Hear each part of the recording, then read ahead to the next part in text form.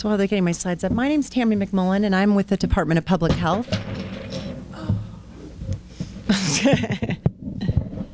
Is that something I needed? Yeah. I'm just shorter. I got to pull this down. So I'm excited to share with you guys today that we have a new program at the Department of Public Health that we just launched this past fall. And we're called the Oil and Gas Health Information and Response Program. It's kind of a mouthful, but it's exactly what we do in the program. So, and really, like Kathleen mentioned, our program is an outcome of the Governor's Oil and Gas Task Force recommendations. And as you can see, there were 4 specific kind of components to a couple of the recommendations that really related to addressing citizen health concerns. And we've talked really over the last couple of days, I think, about how we really need to become kind of thought leaders together as collaboratively with industry, with operators, local governments, and with the citizens to address, in many ways, what we heard with ballot initiatives and others, that citizens have concerns around the potential health impacts to them, and especially as it becomes kind of closer to their homes and areas. And so this program is really kind of an outcome of that, and an ability for us to address some of those components. That's what I just broke, right? So citizens can get in touch with us in 2 ways. We have a phone number, we have a phone line, a helpline, and then also through an online form on our website where they can fill out the form, and then one of our health professionals will get back in touch with them.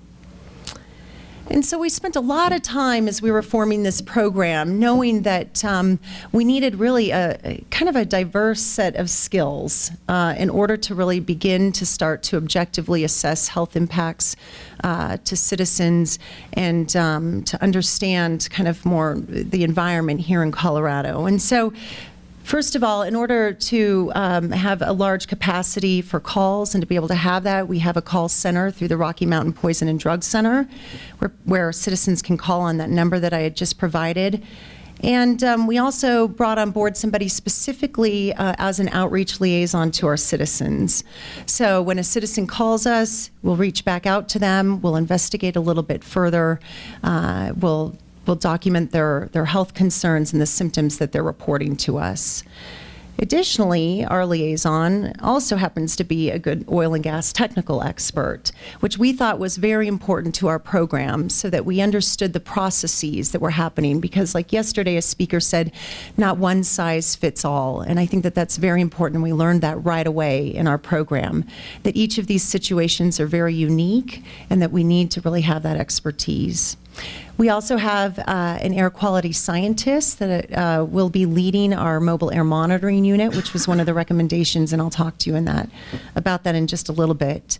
And they're really there to be able to go out, if needed, to do additional collection of samples, air samples,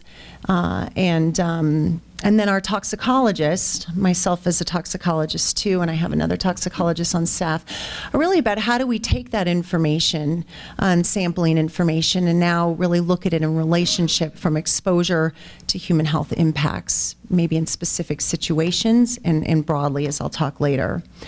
And then lastly, we do have a consulting physician who has really been a great asset to our team, especially around more of the medical components. So if a citizen says that they've been to their doctor, they have these health impacts, these symptoms that they're reporting, our physician can talk with them, talk with the talk with the citizens' physicians too.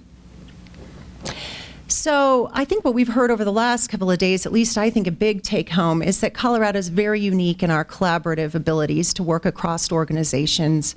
And I'm excited to really see that our program also requires that kind of collaboration. We really, in order to respond to, especially if we're getting multiple calls in a specific area, it's been very important for us to work together with both our other divisions, our air pollution division, our water quality division.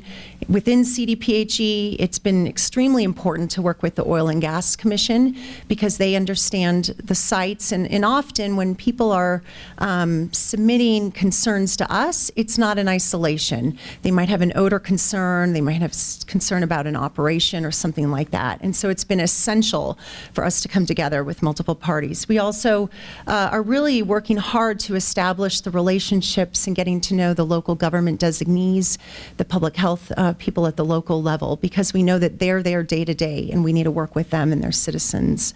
And then lastly, it's also been really beneficial for us to build relationships with the operators, because we know that many operators that we've spoken with are also trying to do their best to reduce and minimize the health impacts and to be a good neighbor to the surrounding communities. And so we've seen this as a great opportunity for us to work together to resolve a lot of citizen health concerns.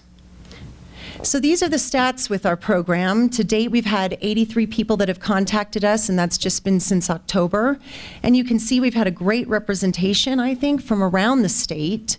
We've had areas here on the Western Slope in Garfield and Mesa County. And right now we've had a larger proportion coming from Weld County, but I think that's pretty indicative of just the fact that there's more activity in that area happening now. And these are the kind of the main symptoms we're getting people reporting. We're getting most things like nose, eye, throat irritation. People are reporting headaches, dizziness, nausea. People are also reporting symptoms such as maybe exacerbation of their asthma, coughing, and things like that. So I would say that these are really, as you can see, the majority of the types of symptoms that we're hearing from people throughout the state. So what I really wanted to share with you is how do we make this work, right? So we are, like I said, we've had some already really good success stories, and I think that it goes back to what I talked about with collaboration is key for us, and getting all parties to the table and making sure that we're all in conversation, because we all bring, I think, a piece of the puzzle around how and expertise and how we work with citizens to address their concerns.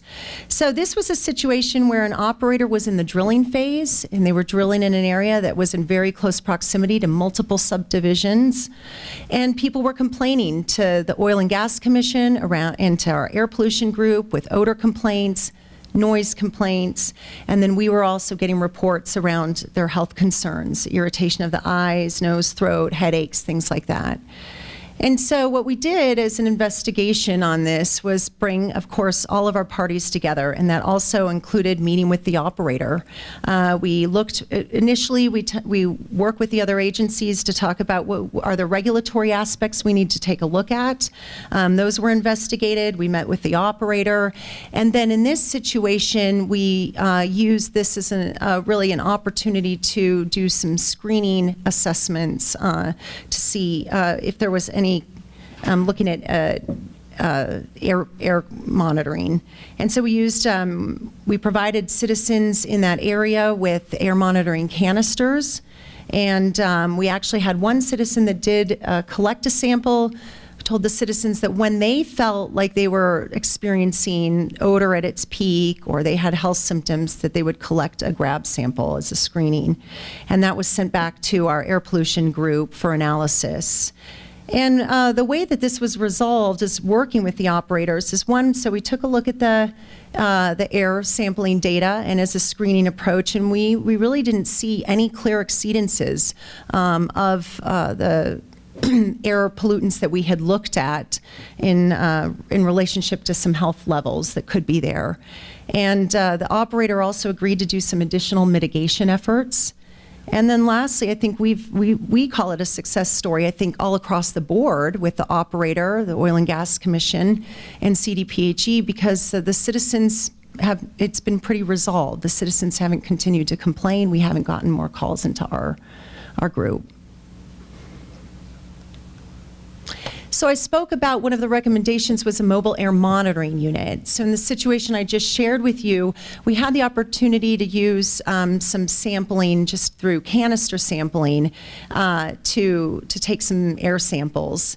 We have a mobile air monitoring unit through our air pollution control division, and we have, and our air quality scientists will be leading this. That's a picture of the monitoring unit that we'll have in situations where maybe we need to take more frequent samples or more continual sampling, where we work with all parties to really determine if this is a situation that that would warrant additional sampling. And you can see it measures a whole bunch of stuff, and as I'm learning as a toxicologist, and you work with analytical chemists, and that this is an extremely kind of technical, highly technical process in just getting this mobile air monitoring unit up and going. But we're excited to have this as just another tool to be able to assess health impacts. So here's the other component of the recommendations was around our program beginning to start to put out objective information around the science. So you all know that that's been a challenging area, and people get a lot of information that may or may not be accurate, depending on the quality of the data that are out there. And so we have an information clearinghouse that we're just getting up and going. Right now we have a lot of great links on there to useful resources around processes, around health components, and links to other great agencies. So part of providing information as a service to not only the citizens, but we have actually been able to provide to local government, to commissioners, other things when they're getting questions maybe by citizens around some study, for example. We've had commissioners call us and say, hey, can you help us interpret this? What do you think about this? And we're happy to do that. But in general, what we our overall plan is that we're really doing a more systematic review rather than looking at individual studies, and looking at it systematically and what the existing scientific literature state.